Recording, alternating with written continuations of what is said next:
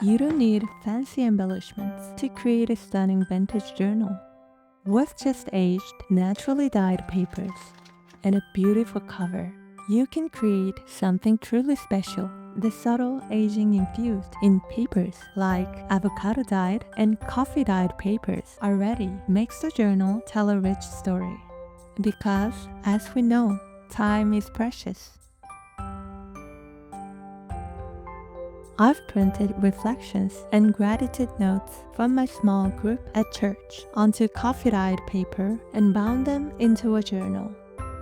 This way, I can always look back and remember those precious insights and moments of thankfulness.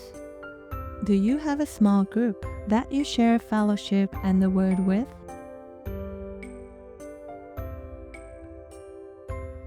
After making one for myself, I immediately decided to create another journal for a friend from my group, printing her reflections onto dyed papers using the same method. I felt this journal would be a wonderful tool for remembering our meditations alongside God's Word. Now, let's explore the features of this journal and make one together. While my journal is finished with sewing, the one we'll be making today won't require any sewing to complete. The worm tactile fabric cover has a tag inside for handwriting. On the back inner cover, I added a simple decoration with a phrase indicating the journal's owner and my name, keeping the embellishments minimal. The journal has 4 signatures, each with 8 sheets, making every page turn smoothly. The girl on the cover, the string wrapping the journal, and even the inner pocket are all made from a single recycled fabric bag. Even if you don't use the exact same fabric, as long as the oval on the cover harmonizes with your chosen cover fabric, your unique beauty will blossom from your fingertips. Remembering when Jesus performed the miracle of the loaves and fishes, I hope we can experience abundant grace, even with the small, ordinary materials already given to us.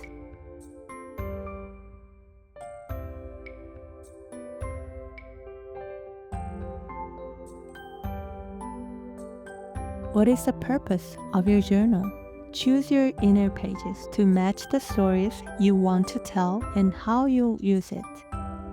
I've printed a year's worth of meditations and gratitude from my small group partner onto A4 dyed paper, folded them in half, and completed the corner punching and inking.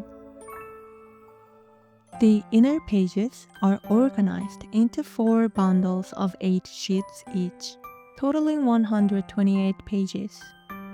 Once you've determined the width of your spine based on your page count, it's time to choose the thick paper for your cover.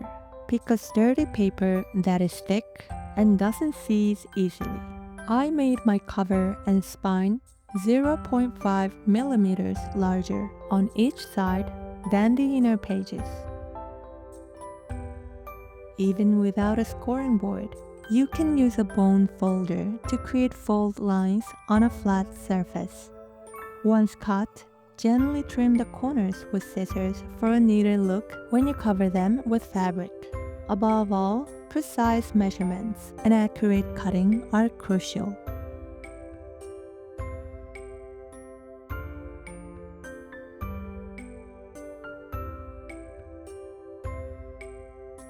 For your fabric journal cover, materials with a moderate thickness and texture like canvas, cotton, or linen work well. If you don't have these, any fabric that can be securely fixed with craft glue will do.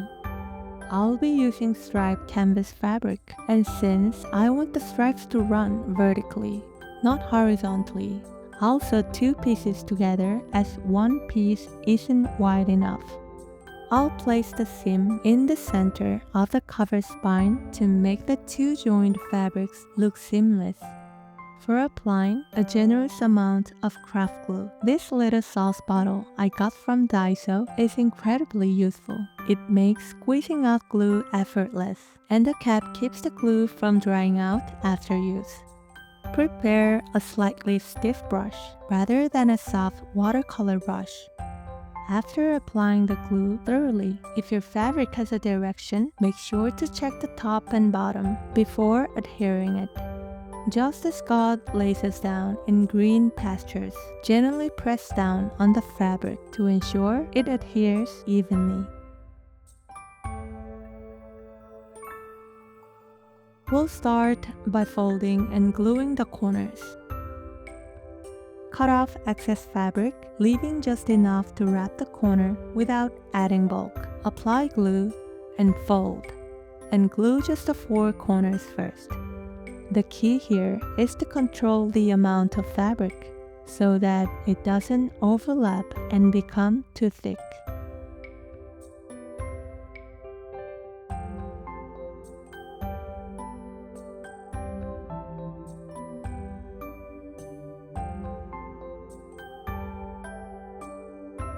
Now let's take a look. The stripes are straight and the joint section is perfectly centered. The glue is evenly spread out without any bleeding, and the corners are smooth and clean.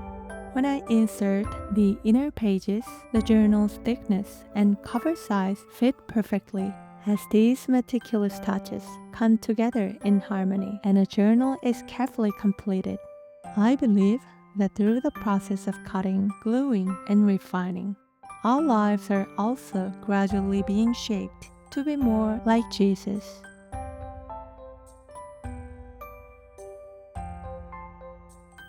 Neatly attach a piece of fabric cut to size on the inside of the spine. After covering with fabric, it's good to place heavy books on top and press it down on a flat surface for a while.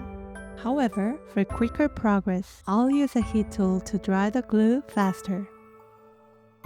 Now, let's create an oval decoration for the front of the cover. I used the oval frame from a Churu cat treat package. The oval shape naturally harmonizes with the rectangular cover, and framing its edges with lace will highlight the different textures of the fabrics, creating both contrast and harmony within a single decoration. To complement the red stripes, I intentionally placed a red flower from a floral fabric within the oval. I encourage you to also consider, with a design eye, which part of your fabric you want to use. Place the oval template on the same thick package paper used for the cover. Trace its outline, cut it out, apply glue evenly, and attach it to the fabric. The fabric I'm using is a bit tricky because it doesn't have much allowance to wrap around the oval, but I'm willing to make tiny snips to get the desired flower centered. As we look at, choose, and attach a small piece of fabric like this, it makes us think about what our hearts are looking at and where they are placed.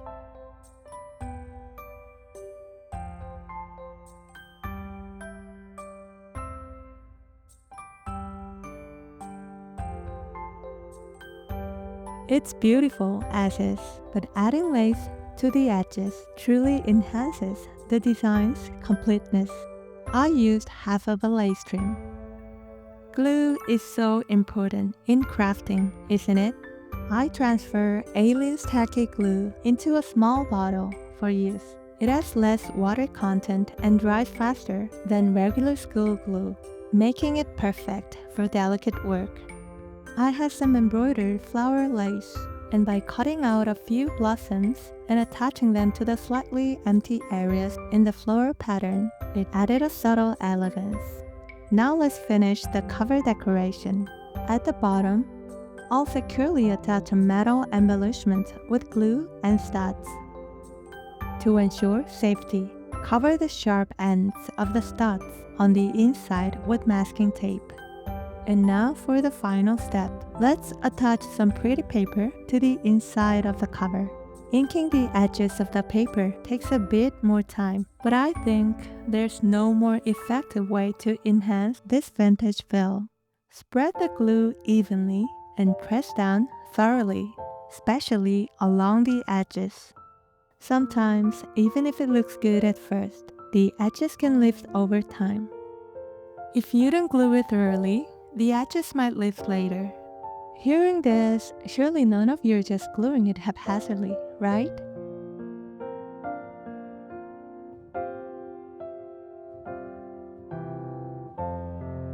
Oops, my cat just showed up, and it seems like he's declining to make a public appearance. Okay, let's get back to crafting. Now that the main structure is complete, it's time to attach the inner pages. We'll use the 3-hole pamphlet stitch to connect the signatures to the cover. First, use a template to mark the exact same spots on both the cover and the signatures for making holes. Now, let's prepare the thread for binding. Cut 4 lengths of waxed linen thread, each 3 times the vertical height of your journal. You'll need 4 strands in total, as you have 4 signatures. Time to punch the holes. Using an awl, pierce through the marked spots on the cover, holding the awl vertically.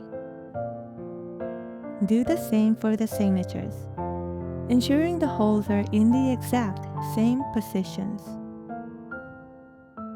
Alright, let's start binding the signatures with the thread. Pass your needle through the center hole of the 4th signature, from the inside out. Leave about a hand span of thread remaining.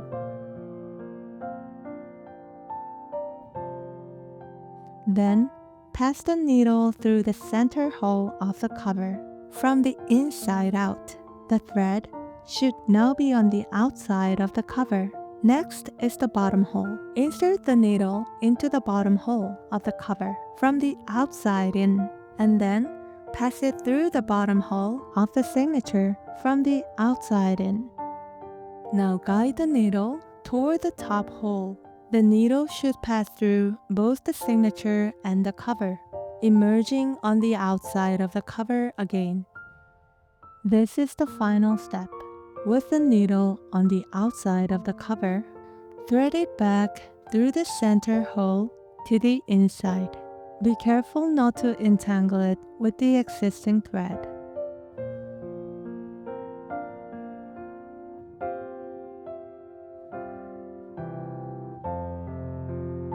Once the thread is inside, pull both ends tightly and tie a double knot to secure it. Make sure there's no looseness. Connect the remaining 3 signatures to the cover using the same method. Just remember 2 things. First, the thread starts from the inside, goes out, and then returns to the center. Second, the thread's path starts from the center, goes up and down, and then returns to the center.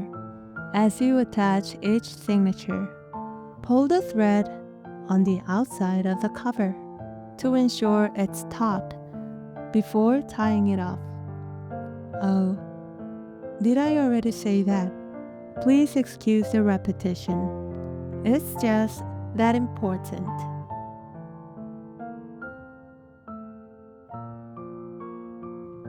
Now all 4 signatures are securely attached to the cover. The threads on the cover are evenly strung like instrument strings, and I felt a sense of accomplishment as I flipped through the pages.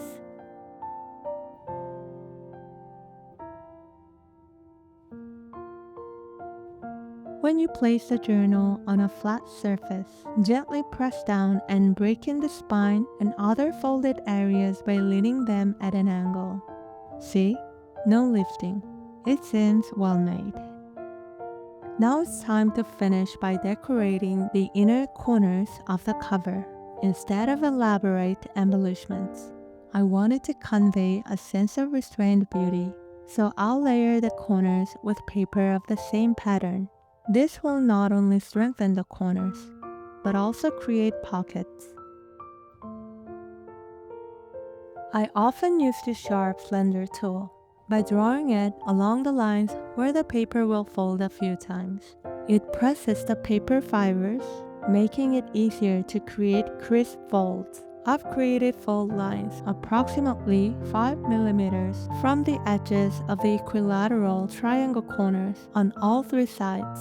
Cut the apex precisely and trim like this to avoid paper overlap when folded. After pressing the folds with a bone folder, secure them firmly with glue.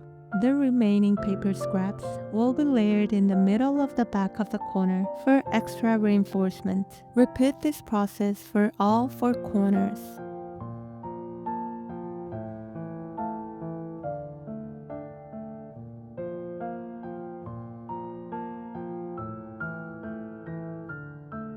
How does it look? Finishing the corners like this gives it a really polished look and the solidity you feel in your hand when turning the cover is truly different. I meant that each corner can also be used as a pocket like this. I plan to insert a small message tag here so that a pretty message can be seen when the journal is opened. And I brought this mason jar design bookmark charm because I thought it'd go well with the journal. Finally, here's a tip that requires a little caution. Gently singeing the end with a flame during the finishing process not only adds a delicate touch but also prevents fraying and increases durability. Isn't life similar? There are times when we become stronger and more beautiful after passing through the fires of tribulation. I hope that each time we can remember God's will to perfect us.